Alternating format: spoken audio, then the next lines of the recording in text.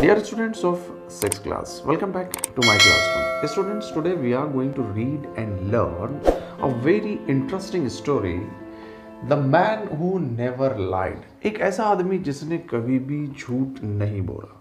This is the story of a man Mahmad. ये story जो है एक आदमी की है जिसका नाम महमद है और उसके बारे में ये मशहूर है कि ही नेवर लाइड. उसने कभी भी झूठ नहीं बोला है. तो students, in your text book on page number 76 you can see the story. So students, let's see the story of Mehmed. The one special thing about Mehmed was that he never told a lie. एक बहुत ही ख़ास बात जो महमद के बारे में मशहूर थी वो ये थी कि महमद ने कभी भी अपनी ज़िंदगी में झूठ नहीं बोला है. It's not very easy to do that. और ऐसा करना ये कोई आसान काम नहीं है कि कभी भी झूठ ना बोला जाए. होता है, किसी न किसी मौके पर झूठ निकल ही जाता है, लेकिन महमद के साथ में ऐसा कभी भी नहीं हुआ. उसने अपनी ज़िंदगी में कभी भी झूठ नहीं बोला. But Mahmad was a wise man. और महमद जो था वो एक अक्लमंद इंसान था. ही kept his eyes open to what was going on around him and choose his words carefully. वो हमेशा चौकन्ना रहता. उसकी नज़रें अपने अतराफ होने वाली हर एक चीज़ पर होती. वो जितना देखता उतना ही कहता, ज़रूरत से ज़्यादा कभी नहीं बोलता. और वो अपने अल्फाज का इस्तेमाल जो है बहुत ही देख समझ कर करता. He became famous as the man who never lied. वो इस तरह से मशहूर हो गया था, इस नाम से मशहूर हो गया था कि ऐसा आदमी जिसने ज़िंदगी में कभी भी झूठ नहीं बोला. इस वजह से लोग जो है उसे पहचानने लगे थे और वो बहुत फेमस हो गया था. Even people who lived 20 days away knew about him. यहाँ तक कि लोग जो 20 दिन के फासले पर रहते थे, 20 दिन के फासले पर रहते थे, यानी पुराने ज़माने में आने जाने के लिए, एक जगह से दूसरी जगह जाने के लिए जो है वो गाड़ियाँ वगैरह नहीं हुआ करती थी. लोग पैदल पे या फिर जो है घोड़ों पर सफ़र किया करते थे. तो पैदल एक मकाम से दूसरे मकाम तक जाने के लिए 20 दिन अगर लगते तो उतने दूर रहने वाले लोग भी महमद को जानते थे. इसका मतलब ये है कि दूर दराज में रहने वाले लोग जो है, यानी दूर दूर के लोग महमद के बारे में जानते थे, महमद को जानते थे. When people told the king about Mehmed, the king was not ready to believe it. जब लोगों ने राजा को, वहाँ के राजा को इस बारे में बताया महमद के बारे में कि महमद एक ऐसा आदमी है जो कभी भी झूठ नहीं बोलता, तो राजा को यकीन नहीं हुआ. Bring this man to me. उसने कहा कि उस आदमी को मेरे पास ले आओ. So Mahmad was brought before the king. तो महमद को जो है वो बादशाह के यानी राजा के सामने लाया गया. Mahmad, is it true that you never tell a lie? Mahmad, क्या ये सही है कि तुम कभी भी झूठ नहीं बोलते हो? Yes your majesty. उसने कहा, हाँ राजा साहब, मैं कभी भी झूठ नहीं बोलता.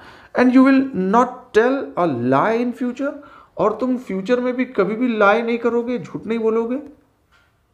Never your majesty.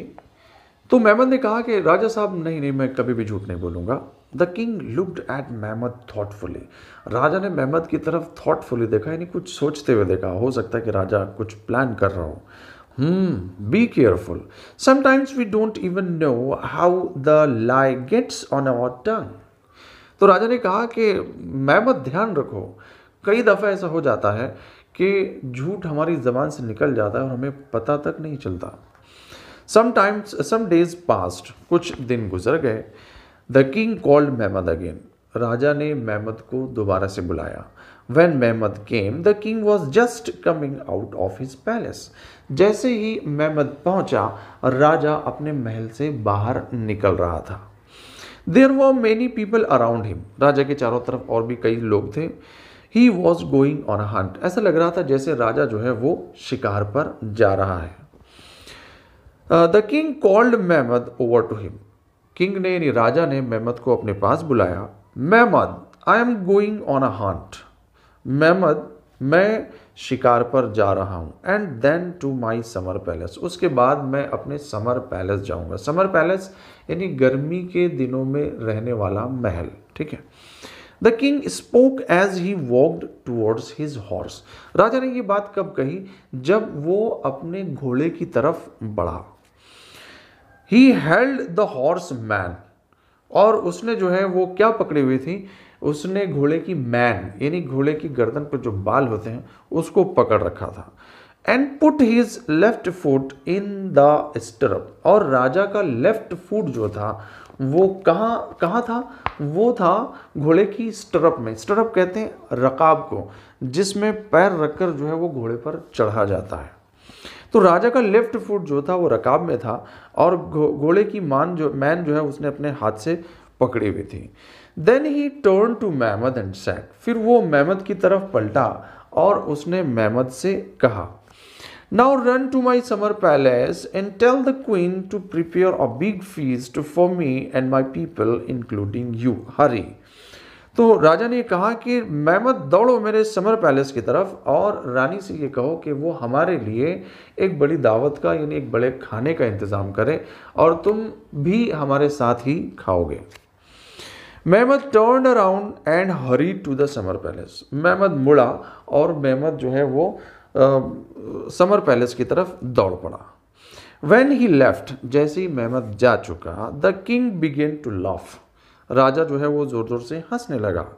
I am not going anywhere today, राजा ने बोला कि आज मैं कहीं नहीं जा रहा हूँ।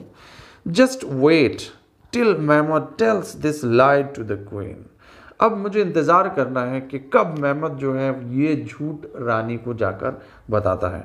तो राजा ने महमद को इसीलिए थॉटफुली देखा था क्योंकि राजा जो है वो महमद के ताल्लुक से प्लान बना रहा था, यानी महमद को झूठ में फंसाना चाह रहा था। The next day the king went to this summer palace, अगले दिन राजा समर पैलेस गया।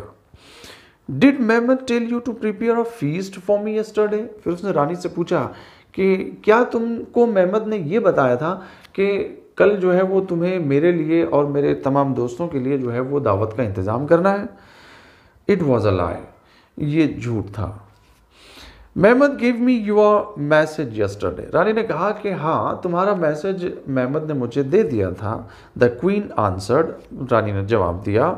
महमद सैड, महमद ने कहा, maybe the king will come here by noon, maybe he won't, Mahmad ने ये कहा था कि राजा जो है वो आज दोपहर तक के यहाँ आ सकते हैं या फिर हो सकता है कि वो ना भी आए।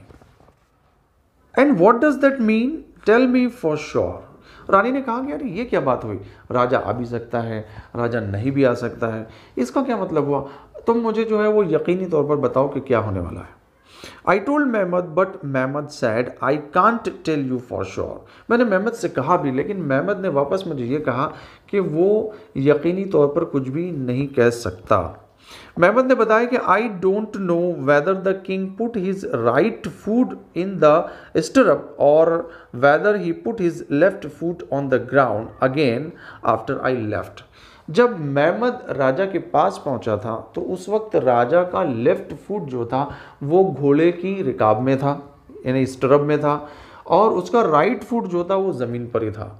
तो राजा का पोजीशन ही कुछ ऐसा था कि महमद जो है वो यकीनी तौर पर नहीं कह सकता। तो महमद ने ये बताया कि मैं ये यकीनी तौर पर नहीं कह सकता हूँ कि राजा ने घोड़े पे चढ़कर राइट फुट जो है वो राइट साइड वाली स्टरब में रखा होगा, ऐसा मैं यकीनी तौर पर नहीं कह सकता। अगर राजा घोड़े पे चढ़कर आगे बढ़ते हुए ये कहता महमद को कि भाई मैं शिकार पर जा रहा हूँ और फिर मैं वापस समर पैलेस आऊँगा, तो हो सकता था कि महमद जो है वो यकीन मान भी जाता, लेकिन राजा का पोजीशन ही ऐसा था कि महमद जो है वो कंफ्यूज था। महमद ने जितना देखा उतना ही रानी को बताया, ठीक है।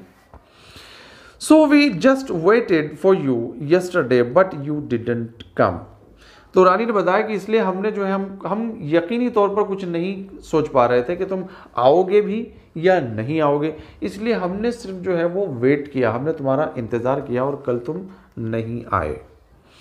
When the king heard this, जब राजा ने ये सुना, he was taken aback, राजा ने जो है वो अपनी जिद छोड़ दी, यानी राजा पीछे हट गया। राजा जो महमद को फंसाना चाह रहा था, महमद को झूठा साबित करना चाह रहा था, तो राजा जो है वो अपने मकसद से पीछे हुआ, ठीक है।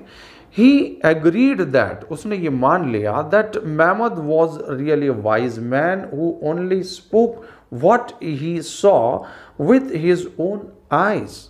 तो राजा ने अब ये मान लिया कि मेहमद जो है वो एक अक्लमंद इंसान है और वो सिर्फ उन्हीं चीज़ों के बारे में बात करता है जिसे उसने अपनी खुद की आंखों से देखा हो। What he saw with his own eyes, nothing more, nothing less. उससे ज़्यादा भी नहीं और उससे कम भी नहीं। Students, I think you have understood the entire explanation very well.